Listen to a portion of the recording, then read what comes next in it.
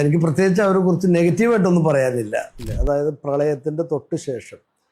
Hello, എൻ്റെ പേര് അലി. ഞാൻ പെരുമ്പാവൂർ സ്വദേശിയാണ്. ഇൻഫോ പാർക്കിൻ്റെ അടുത്ത് എടച്ചിറയിലാണ് ഇപ്പോൾ ഞങ്ങൾ നിലവിൽ ഹോസ്റ്റൽ നടത്തിക്കൊണ്ടിരിക്കുന്നത്. മൊത്തത്തിൽ ഞങ്ങൾക്ക് അങ്ങനെ നോക്കുമ്പോൾ 24 ഹോസ്റ്റൽ ഇപ്പോൾ ഞങ്ങൾ റൺ ചെയ്തുകൊണ്ടിരിക്കുന്നുണ്ട്. 2018 അതായത് പ്രളയത്തിന്റെ തൊട്ട് ശേഷം. അതിന് ശേഷമാണ് ഞങ്ങൾ കാക്കനാട് ഫസ്റ്റ് ഹോസ്റ്റൽ തുടങ്ങിയത്. കാക്കനാട് മുതൽ ഞങ്ങൾക്ക് ഫൈൻ മൈ ഹോസ്റ്റലായിട്ട് നല്ലൊരു ബന്ധം കീപ്പ് ചെയ്യുന്നുണ്ട്.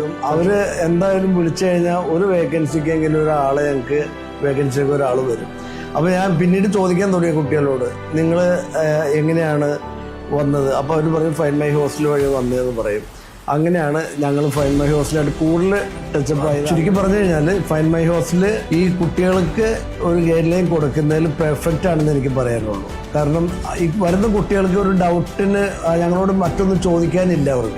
അവർ റൂം എടുക്കുക, ഫൈൻ മൈ ഹോസ്റ്റലിൽ പറഞ്ഞ പോലെ എൻ്റെന്ന് ചോദിക്കുക, അതേന്ന് പറയാം.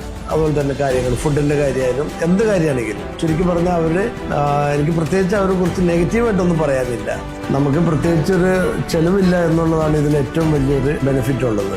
ഫൈൻ മൈ ഹോസ്റ്റലിൽ നിങ്ങൾ ലിസ്റ്റ് ചെയ്യുന്നത് വഴി നിങ്ങൾക്ക് നല്ലൊരു ബെനിഫിറ്റ് കിട്ടും എന്നുള്ളതാണ് എൻ്റെ ഒരു ഉറച്ച വിശ്വാസം നിങ്ങളോട് അഡ്വൈസ് ചെയ്യാനുള്ളത്.